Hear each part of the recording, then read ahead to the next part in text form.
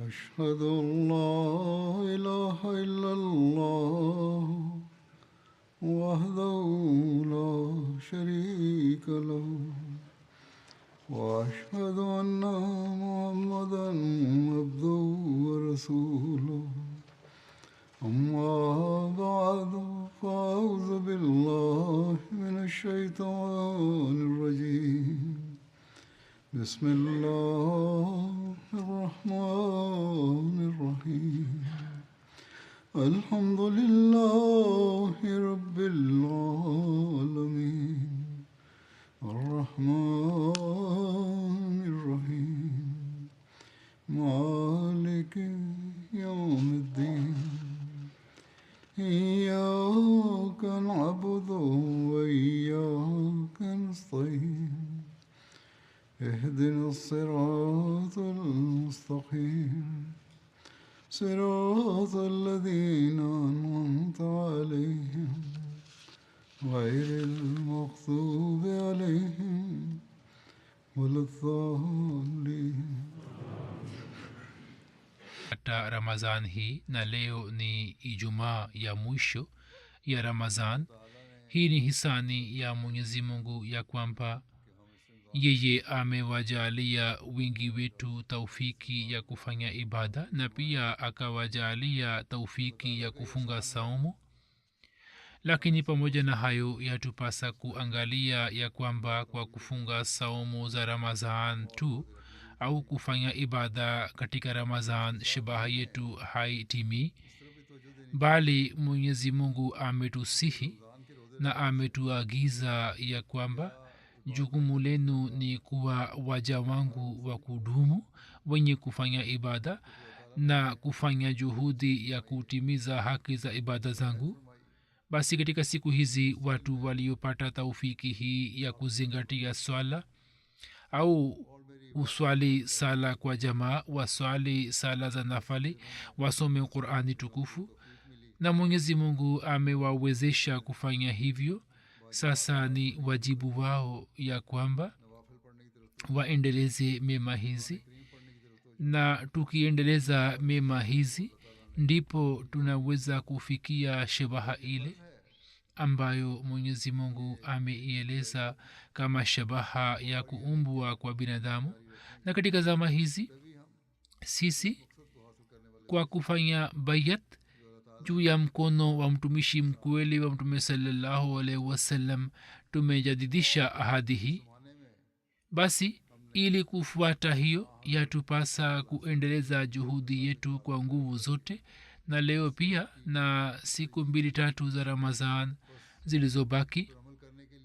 Katika siku hizi pia tunatakiwa kufanya dua na maombi ya kwamba Mwenyezi Mungu kwa sababu ya baraka za Ramadhan hii atujalie taufiki ya kuendeleza mema siku za usoni vile vile, na baada ya Ramadhan tusisahau mema ambazo kwa amri za Allah tumeendelea kuzifanya kuzitenda, kwani ni kauli ya Mtume sallallahu alaihi wasallam ya kwamba muumini mkweli ni yule ambaye anakuwa na fikra na wasiwasi ya swala moja hadi sala nyingine, anakuwa na fikra ya Ijumaa hadi Ijumaa nyingine, na anakuwa na fikra ya Ramadhan hadi Ramadhan nyingine.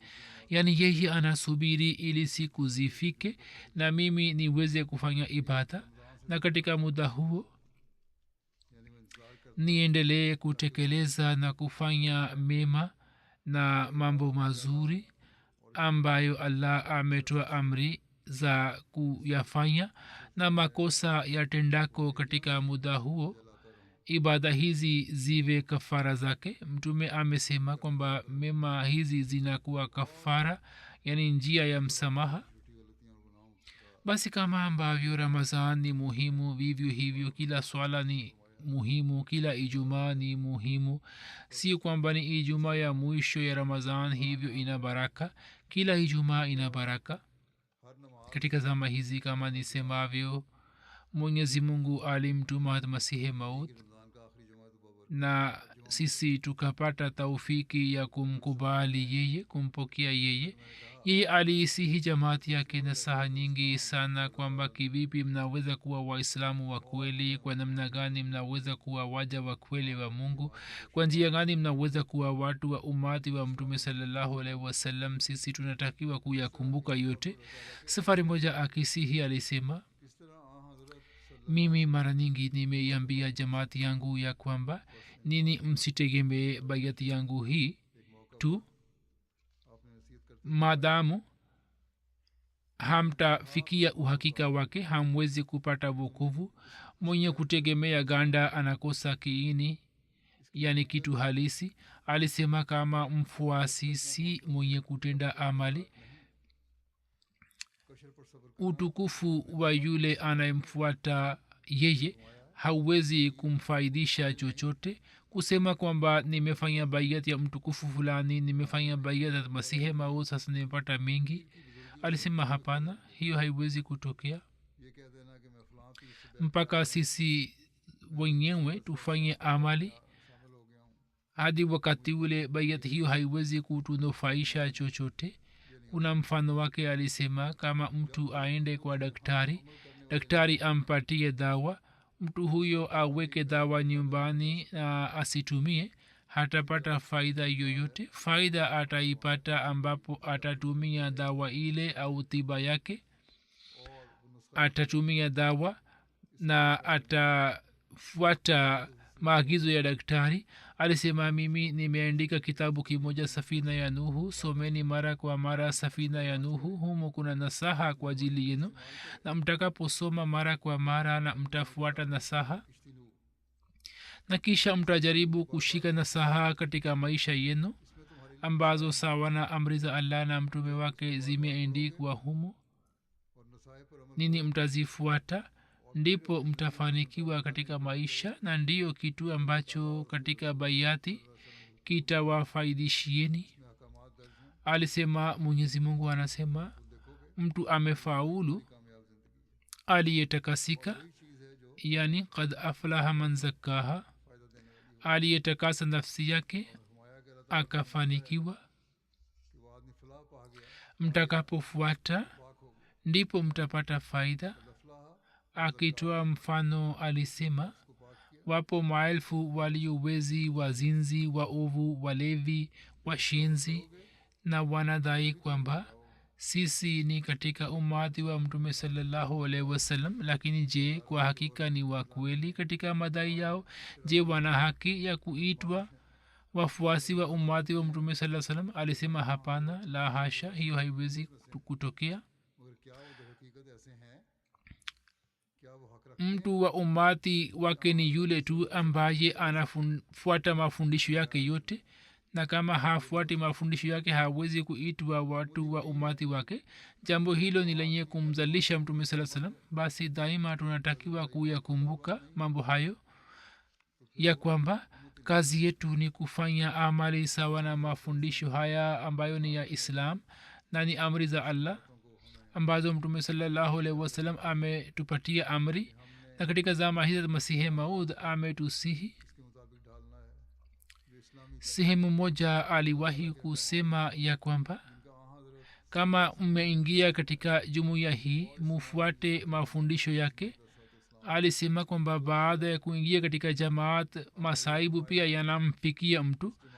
kama maswaibu na matatizo yasimfikie, kivipi anaweza kupata thawabu? alisema kwamba nabii wa mungu sallallahu alaihi wasallam alivumilia mateso katika makka kwa miaka 13, na hamwezi kujua kwamba mateso ya zama zile yakoje au yalikuwa na namna gani. hivyo kumbukeni kwamba mateso yanafika, na mateso hayo yalipokuwa yakiwafikia maswahaba na mtume sallallahu alaihi wasallam, wakati ule pia mtume saa salam akawapatia mafundisho ya subira, na natija yake ikatokea nini? mwishowe maadui wakaangamia. alisema kwamba mtaona watu hawa wenye shari wakati ule hawataonekana ambao wanawapingeni. siku hizi hii ndiyo hali. mwenyezi mungu amekwisha amua kusambaza jumuiya hii duniani. alisema kwamba watu hawa kwa kuwaona kwamba nini ni wachache wanawauzini, lakini jumuiya itakapoongezeka watanyamaza wenyewe. hii ndiyo usuli ya dunia na ndiyo historia ya jamaat ya manabii. alisema kama mungu angetaka watu hawa wasinge wa uzini na wasingezaliwa wenye kuwa uzinini, lakini mwenyezi mungu kwa kupitia hawa anataka kuwapatieni mafundisho ya subira. mwenyezi mungu ni mmiliki wa nguvu zote, anaweza kuzuia mikono ya wazalimu hawa, lakini anataka kutujaribu kwamba sisi tuna subira kiasi gani na kwa kiasi gani tunajenga uhusiano na mwenyezi mungu. je, katika siku za ramazan tu ibada zetu zinafanywa kwa ajili ya mwenyezi mungu? na je, tunataka kuzifanya ibada hizi kuwa sehemu ya kudumu katika maisha yetu? na kama tunafanya hivyo, kama hiyo haipo, basi hakuna chochote. ikiwa tunafanya hivyo, basi kwa subira sisi tunarizia juu ya ridhaa ya mungu na tunafanya maombi vile vile, basi mwenyezi mungu atatupatia wokovu kutoka maadui. kisha mtaona kwamba mwenyezi mungu atawasalimisheni kutoka mateso hayo. alisema kwamba subira pia ni ibada moja. subira ni ibada moja. mwenyezi mungu anasema kwamba wenye kufanya subira watajaaliwa malipo yasiyo na hisabu, yani watajaaliwa zawadi zisizo na hisabu, na malipo haya ni kwa ajili ya wale tu wanaosubiri kwa ajili ya ibada zingine. hii si ahadi ya mwenyezi mungu. mtu anapoishi maisha katika jamaati na anapopata mauzi na shida na matatizo, mwenye kumsaidia anapata ghera, hapo anamwangamiza yule anayemuuzi. yaani mwenyezi mungu atapata ghera tutakaposubiri na tutakapoinama mbele yake na tutakapofanya maombi. baadhi ya watu wanaonyesha hali kinyume cha subira.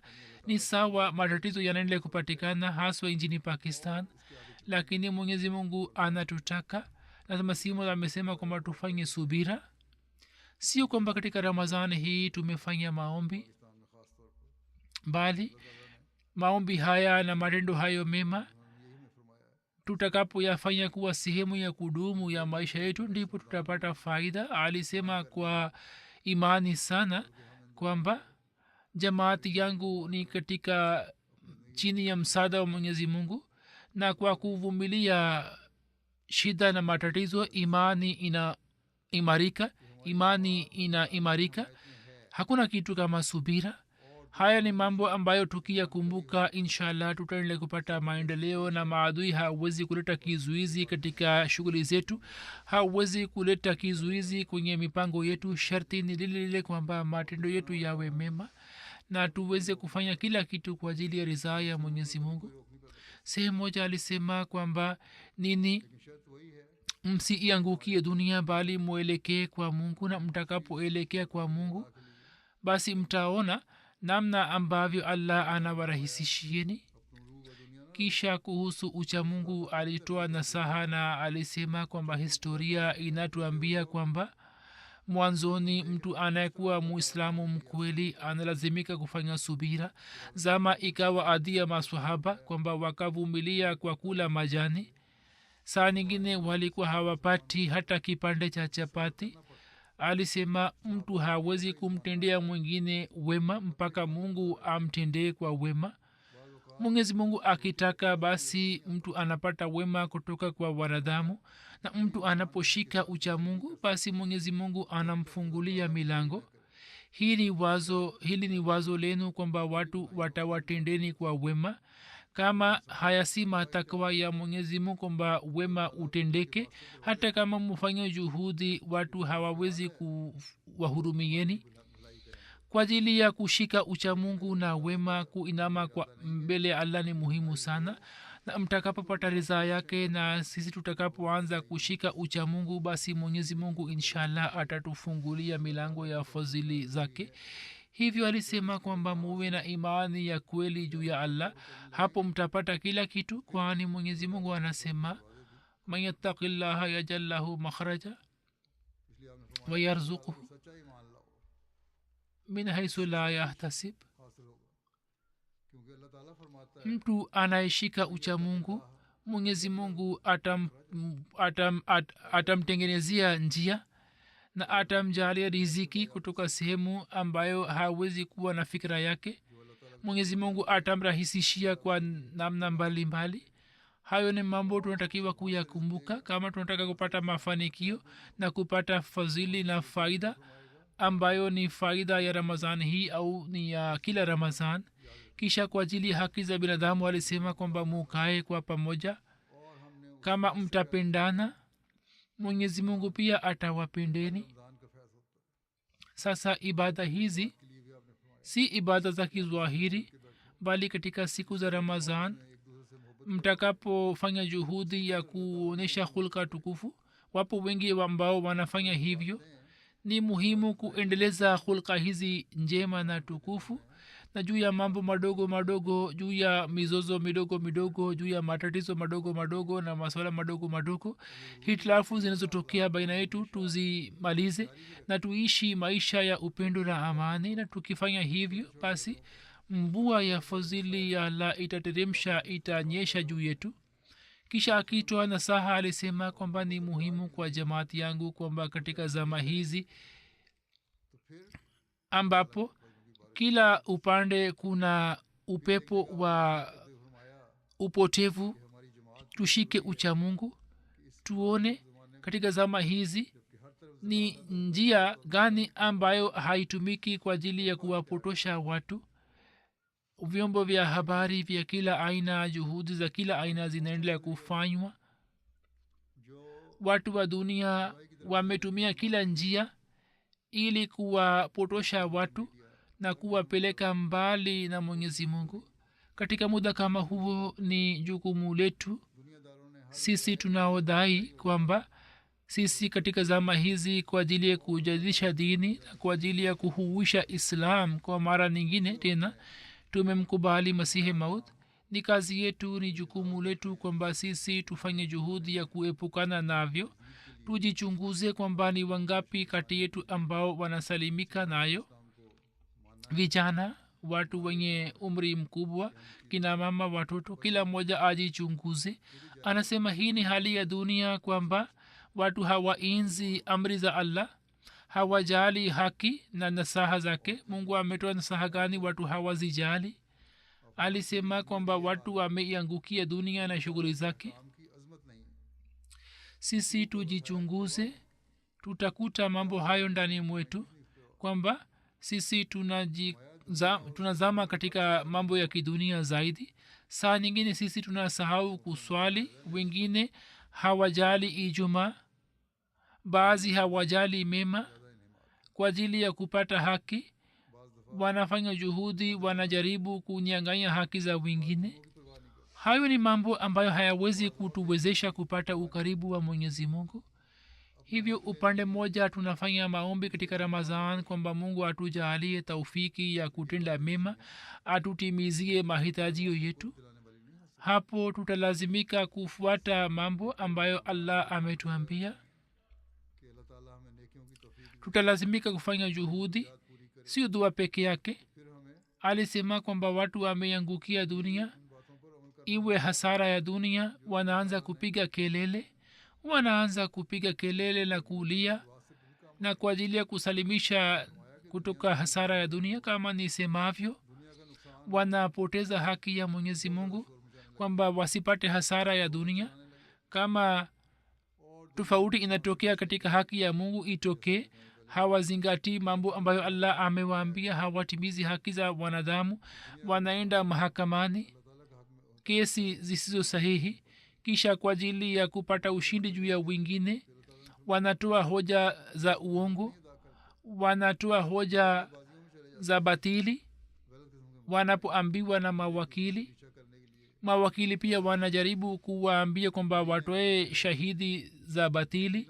Katika hali hiyo, kivipi inaweza kutokea kwamba Mungu atusaidie? Kama tunataka kusaidiwa na Mungu, tunataka msaada wa Mungu, basi ni muhimu kuzingatia mema hizi. na tufanye juhudi ya kutekeleza amri za mungu. Anasema kwamba mtu anapokuwa mzaifu hapati ujasiri wa kutenda zambi, wanaelekea kwa mungu, na nafasi inapopatikana basi wanaanza kutamka uongo na wanaanza kutenda mazambi.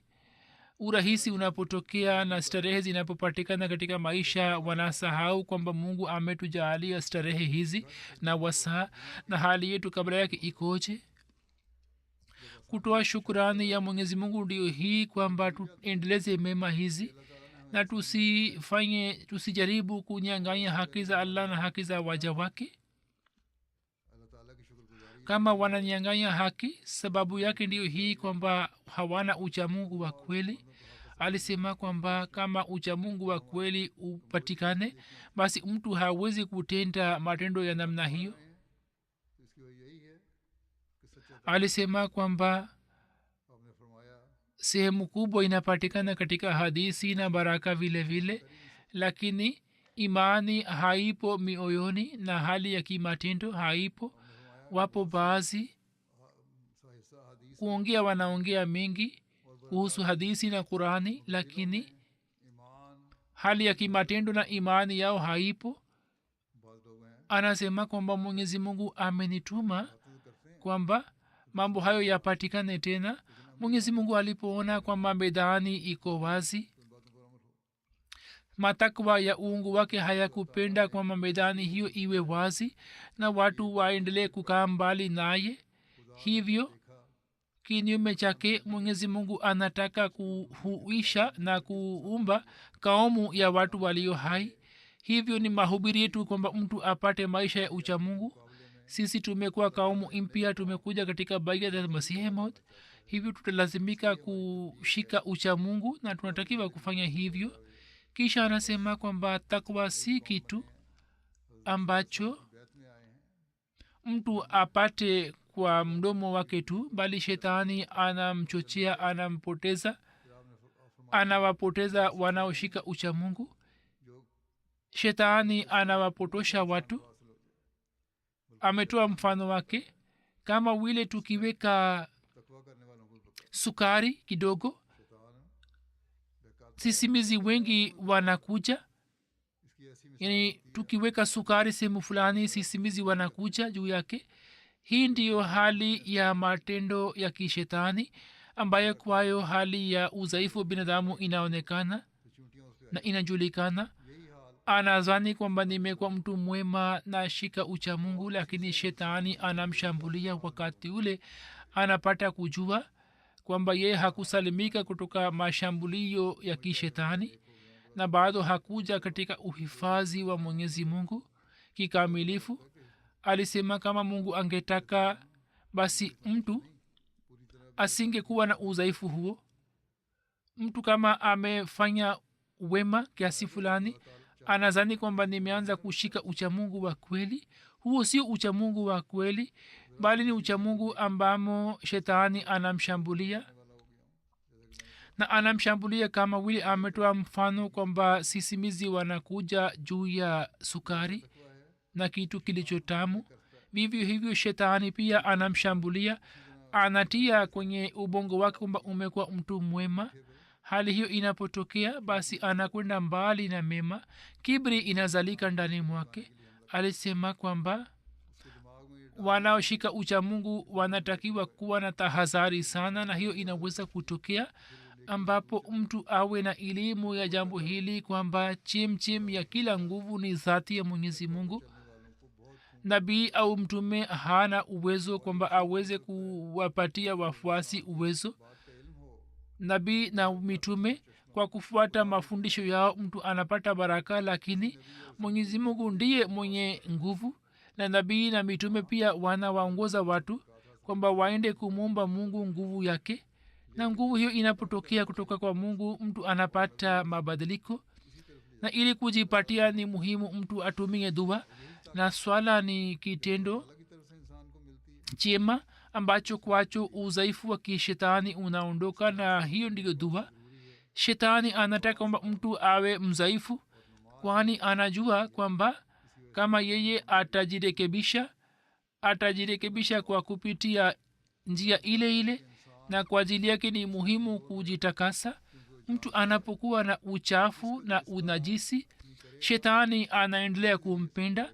hivyo kwa ajili ya kujitakasa ni sharti la kuswali, na katika Ramadhan sisi tumepata faida kwamba tuswali swala kwa wakati na tuswali nafali. alisema kwamba kama mnataka kusalimika kutoka shetani kwa siku zote na mnataka kushika ucha Mungu, basi sharti lake ni kwamba muzingatie ibada ambayo ifanywe kwa kuiboresha, ambayo ifanywe kwa amri za Mwenyezi Mungu, ibada ambayo isiwe na hata chembe cha kuwaonyesha watu. ibada hizi zitakapofanywa, mtu daima ataendelea kusalimika kutoka mashambulio ya kishetani na atabaki katika uhifadhi wa Mwenyezi Mungu.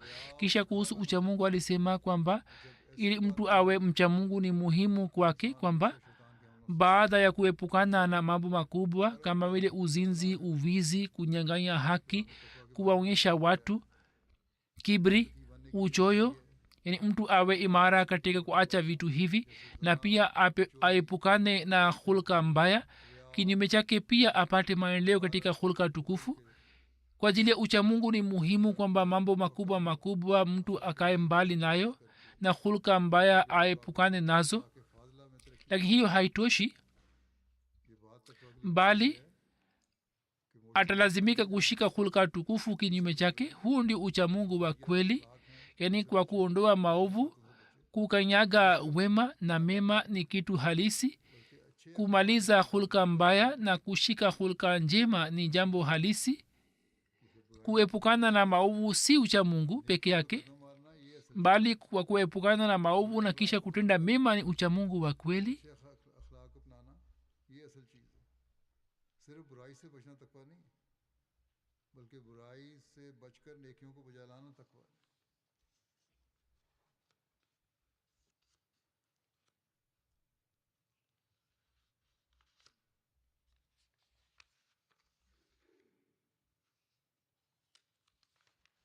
kisha ni mambo gani ambayo yanapatikana katika mema?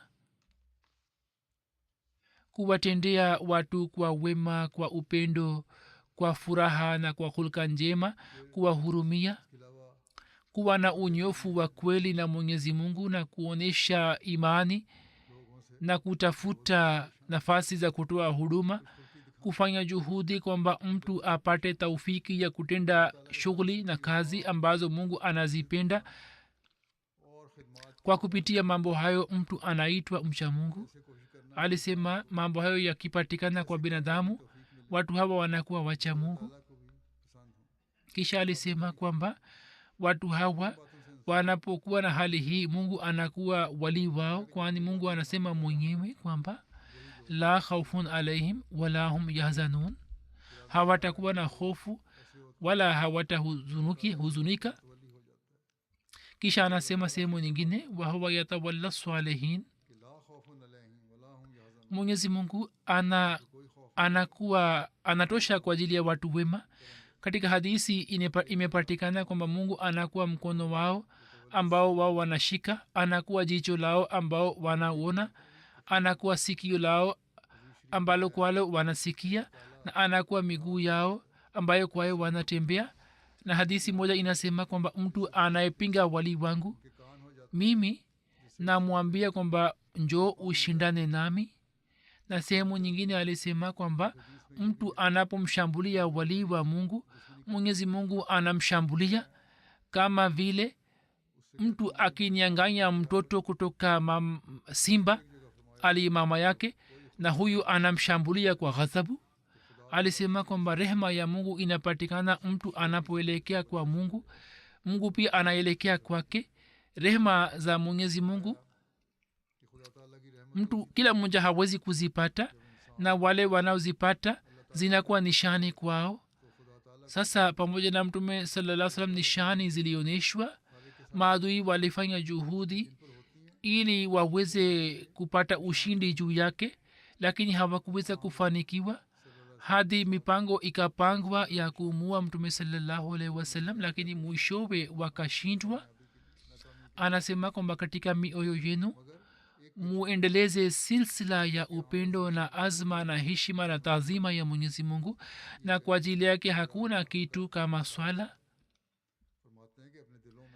Kitu halisi ni hicho kwamba mtu aweke mema mbele ya allah na atimize haki ya ibada yake, na kwa ajili yake kitu kikubwa ni swala. hivyo katika ramazan sisi tumeswali na tumefanya mema.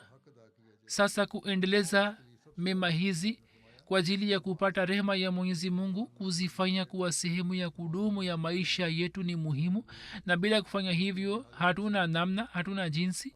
Alisema saumu zinakuja baada ya mwaka moja, na zaka mtu anatoa ambaye ana mali na zaka inawajibika juu yake, kila moja hawajibiki.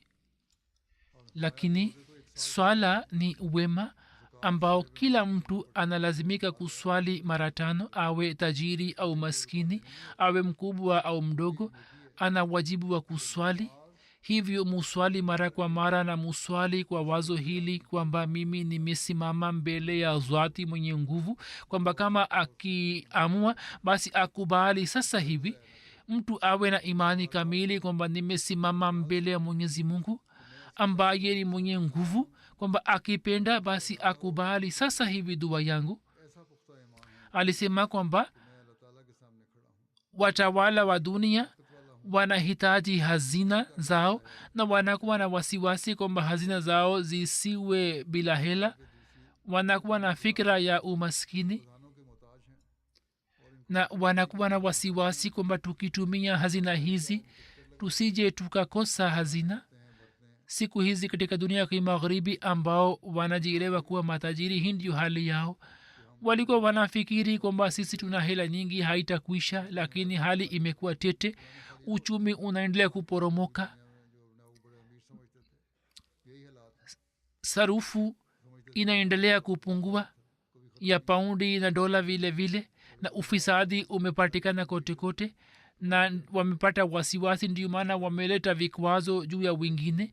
lakini hazina ya mungu imejaa muda wote. mtu anaposimama mbele ya mungu anahitaji awe na yakini kwamba mwenyezi mungu ni mwenye nguvu zote, na hazina zake zimejaa daima dawamu na zitaendelea kujaa. mtu akiwa na yakini hii, kisha anamwomba mungu, kisha mwenyezi mungu ambaye ni mwenye nguvu ana nguvu kwamba akikubali ampatie wakati ule ule. alisema kwamba awe na yakini kwamba nimesimama mbele ya mungu ambaye ni msikivu, mjuzi, mwenye kudra, na akitaka anaweza kunipatia sasa hivi. afanye dua kwa uchungu mkubwa, asikate tamaa. akifanya hivyo haraka ataona starehe na raha, na fadhili ya mwenyezi mungu zitashuka juu yake. mtu akiwa na hali hiyo basi atajaaliwa fadhili za mwenyezi mungu na hata atapata mungu. hii ndiyo njia ambayo mtu anatakiwa kuwa nayo. lakini dua ya zalimu na fasiki haikubaliwi, kwani mwenyezi yeye hamjali mungu. mwana asipomjali baba, basi baba pia hamjali mwana wake. sasa kwa nini mungu awajali waja wake? alisema kwamba jamaati yangu inatakiwa kujenga uhusiano wa kweli na mwenyezi mungu, na wanatakiwa kuwa na imani kamili na yakini, na hii ndio shabaha ambayo kwa ajili yake nimekuja. na kama hatufanyi juhudi ya kufikia shabaha hiyo, alisema kwamba sasa hakuna faida ya kufanya baiati yangu. tunatakiwa kufanya juhudi hiyo kwamba tuongeze mema na tujenge uhusiano makhsus na mwenyezi mungu, na hii ndiyo shabaha ya maisha yetu, na hii ndiyo kitu kitatufaidisha katika maendeleo ya jamaati, na kitu ambacho kitatusalimisha kutoka shida na maswaib. na kwa kupitia njia hiyo jumuiya inshallah itaendelea kufikia hatua ile ambayo allah ametuahidi. alisema kwamba kazi ambazo ni za masihi maut, kazi ya kwanza ndiyo hii ambayo mwenyezi mungu anaendelea kuonyesha nishani ambayo alikuwa ameonyesha katika zama ya mtume saa salam katika silsila hiyo hiyo anaendelea kuonyesha nishani ya maendeleo na anaendelea kuonyesha nishani hizi ili mwenyezi mungu athibitishe kwamba mwenyezi mungu anapokea maombi yetu anatoa majibu yake na sisi tuna msaada wake. Mungu anaonyesha nishani. Alisema shabaha ya pili ndiyo hii kwamba ni wafanye watu kujenga uhusiano na mwenyezi mungu. Hii ni amali moja ya mwenyezi mungu. Alisema kwamba kuna kitendo kimoja cha mwenyezi mungu kwamba alikuwa amemwahidi mtume saa salam anaendelea kutoa. Pili, mwenyezi mungu ametupatia wajibu kwamba sisi tuwe waja wake wenye kutoa shukurani na tutumize haki ya ibada yake na tuzidi katika imani zetu. Hiyo itakapotokea basi tutaweza kupata fadhili za mwenyezi mungu, tutaweza kutimiza haki ya baiati ambayo ni shabaha ya kufanya baiati hata masihi maut. Alisema kwamba kwa ajili ya jumuiya yangu ni muhimu kwamba imani yao izidi iongezeke, wawe na imani kamili na maarifa na yakini ya kweli juu ya mungu, wasizembee katika matendo mema. Kama uzembe ukitokea, hata kufanya wuzuu pia kunakuwa shida kwake. Haijalishi aswali tahajudi, mtu asiupata nguvu ya kutenda mema na asiupata jaziba ya kushindana katika mema, kujenga uhusiano hakuna faida.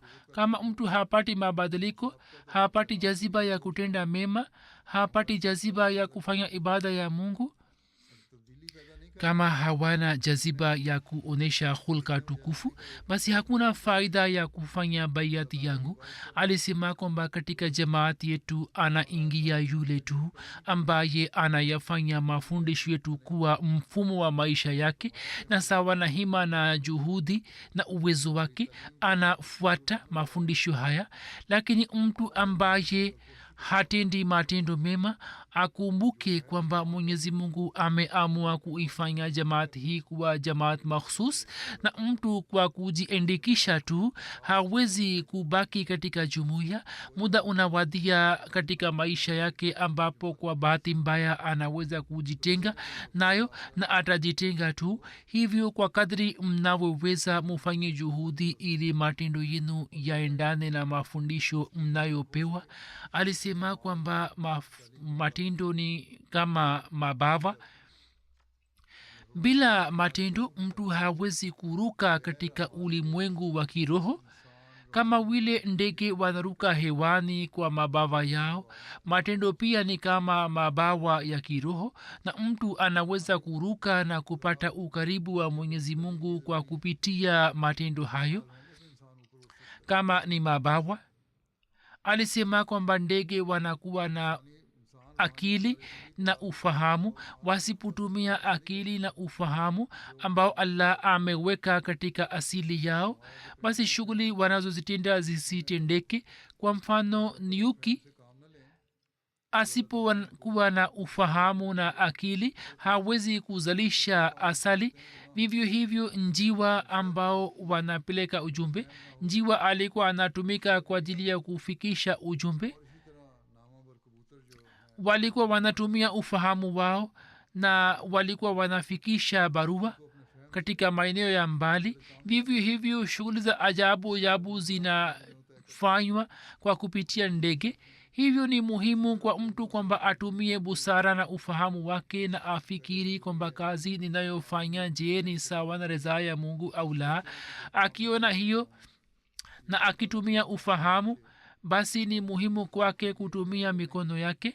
Yani kwanza atafakari kwamba je, kazi hii ni ya mema ambayo natakiwa kuifanya na natija itakayotokea ni ya mema, je ni sawa na amri ya allah au la. Kisha afanye, asizembe, asioneshe uvivu.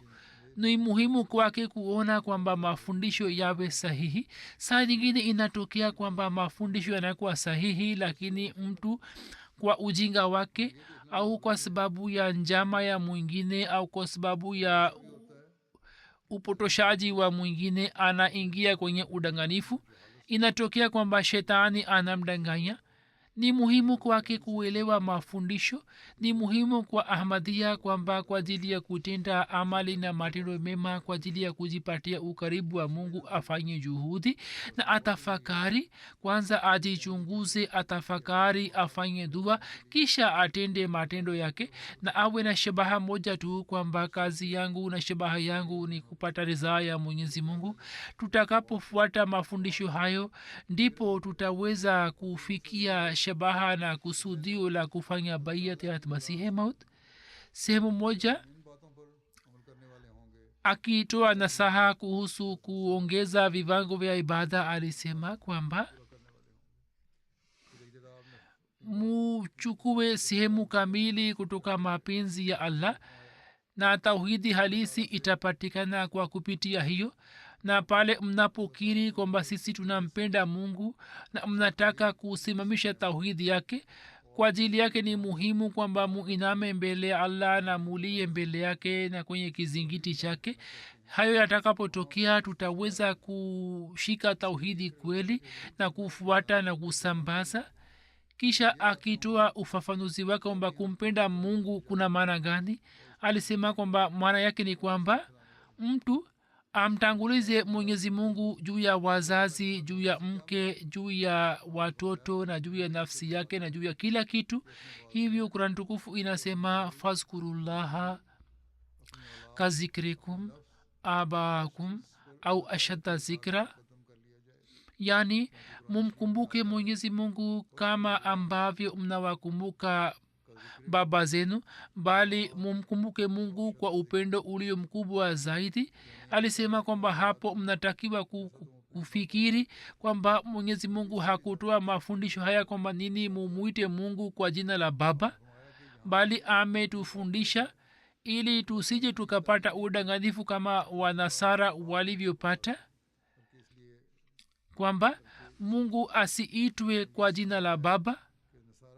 Mtu akisema kwamba sasa ina maana upendo wa mungu ni una daraja ya chini kuliko baba, ili kuondoa shutuma hii mungu ametumia neno la ashadda zikra. Kama ashadda zikra maneno hayo yasingekuwepo, mtu angeweza kuleta shutuma. Mwenyezi mungu ametatua swala hilo, anasema kwamba mumpende mungu zaidi kuliko baba. Ni muhimu kusimamisha tauhidi halisi kwamba mtu apate sehemu kamili kutoka mapenzi ya mungu, na mapenzi haya hayawezi kuthibitika mpaka mtu aoneshe kwa matendo. Mtu akitumia neno la sukari hawezi kupata ladha yake. Mtu akitaja jina la sukari hawezi kupata ladha ya utamu wake. Mtu akikiri urafiki wa mtu kwa ulimi na wakati wa shida asimsaidie na aepukane naye, hawezi kuwa rafiki hamimu. Vivyo hivyo tauhidi ya mungu isiwe kwa maneno tu, bali mtu afanye upendo, aoneshe upendo kwa matendo, kwani maneno hayo yanahitaji amali, yanahitaji matendo. Sio maana kwamba kukiri kwa ulimi si kitu chochote, bali muradi wangu ni kwamba pamoja na kukiri kwa ulimi ni muhimu kuonesha kwa matendo. Hivyo ni muhimu kwamba mujitolee maisha yenu wakfu katika njia ya mwenyezi mungu, na hii ndio islam na shabaha ambayo nimetumwa kwa ajili yake. Mtu ambaye hakaribii kwa chimchim hii ambayo allah ameianzisha, yeye kwa yakini atakosa bahati. Alisema kwamba kwa ajili ya kusimamisha tauhidi ya mungu muyafanya maisha yenu yawe mifano. Sio lazima kwamba mtu anakuja kufanya kazi katika jamaati kama mwajiriwa, bali maana yake ni kwamba kwa ajili ya kufikisha ujumbe wa mungu, kwa ajili ya kufuata mafundisho haya, muyafanye maisha yenu yawe mifano yake, na iwe zwahiri kwamba maisha yetu ni kwa ajili ya mwenyezi mungu. Mkifanya hivyo ndipo mtafanikiwa. Alisema muelewe shabaha hii ya maisha yenu. Kazi yetu si kuchuma dunia tu, bali baada ya kufanya bayat masihi maut, kazi yetu ni kusimamisha na kusambaza tauhidi ya mwenyezi mungu, na kazi yetu ni kufanya kila juhudi.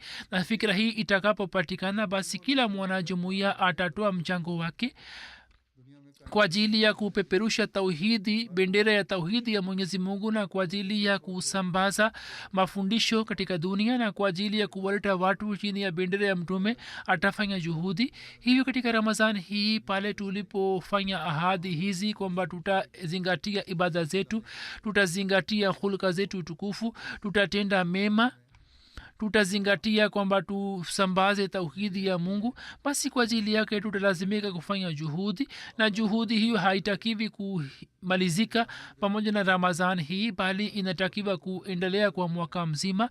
Itakapoendelea kwa mwaka mzima, tunaweza kufikia shabaha ambayo ni shabaha ya maisha yetu, na kama hiyo haipo, basi kwa kufuata amri ya mungu na kwa kufuata amri ya mtume sallallahu alaihi wasallam, bayat ambayo tumefanya hat masihi maud, hiyo haina shabaha yoyote, na sisi hatuwezi kufikia shabaha na hatuwezi kupata faida kutoka mambo ambayo tunaweza kupata kwa kufanya bayati yake.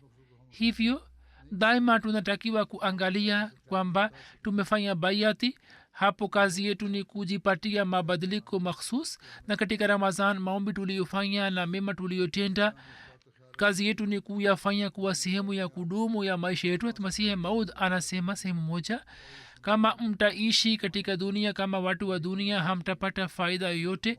Nini mmefanya toba juu ya mkono wangu?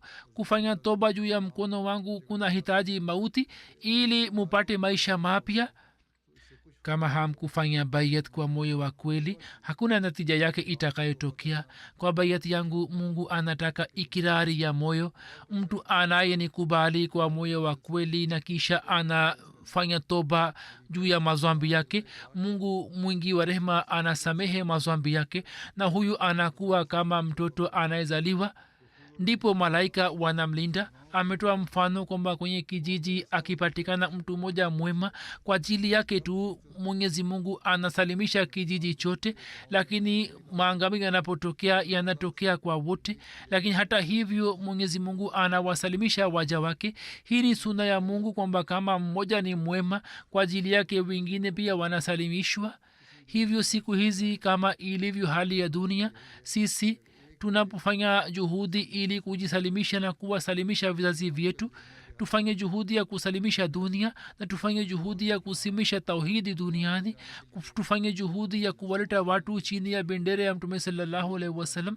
Wakati huo huo tutalazimika kufanya juhudi ya kujipatia mabadiliko matakatifu na ya kudumu, na tutalazimika kufanya maombi kuwa sehemu ya kudumu ya maisha yetu, ili tuweze kujisalimisha, tuweze kuisalimisha dunia, kwani dunia inaendelea kuelekea katika maangamio makubwa, na mungu akitaka anaweza kuleta mipango ya kuboresha dunia ili ageuze mioyo yao na watu hao waweze kusalimika na maangamio. Kama yanatokea, basi mwenyezi mungu awasalimishe waumini wenye imani, na kwa ajili ya kusalimika kutoka hiyo ni muhimu kwamba sisi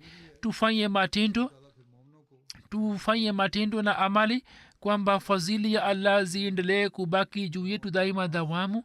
mungu afanye kwamba tuweze kuelewa jambo hili, kwamba namna gani tunaweza kuhuisha ibada zetu, namna gani tunaweza kujenga uhusiano na allah, namna gani tunaweza kushika ucha mungu, namna gani tunaweza kuonesha hulka tukufu, namna gani tunaweza kusimamisha tauhidi duniani, namna gani tunaweza kusalimisha dunia kutoka maangamio, namna gani tunaweza kujisalimisha kutoka dunia hii na mashambulio yake.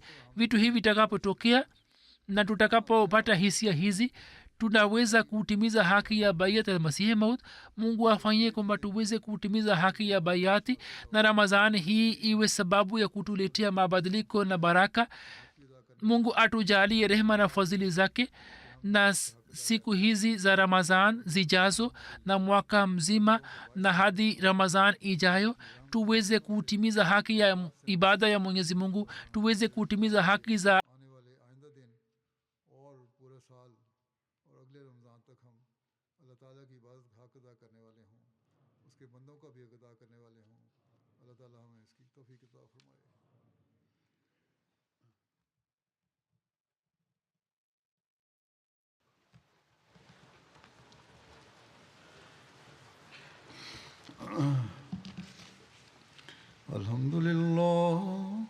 الحمد لله نحمده ونستعينه ونستغفره ونؤمن به ونتوكل عليه ونعوذ بالله من شرور أنفسنا ومن سيئات أعمالنا من يهده الله فلا مضل له ومن يضلل فلا هادي له ونشهد أن لا إله إلا الله ونشهد أن محمدا عبده ورسوله عباد الله رحمكم الله إن الله يأمر بالعدل والإحسان وإيتاء ذي القربى وينهى عن الفحشاء والمنكر والبغي يعظكم لعلكم تذكرون اذكروا الله يذكركم وادعوه يستجب لكم ولذكر الله أكبر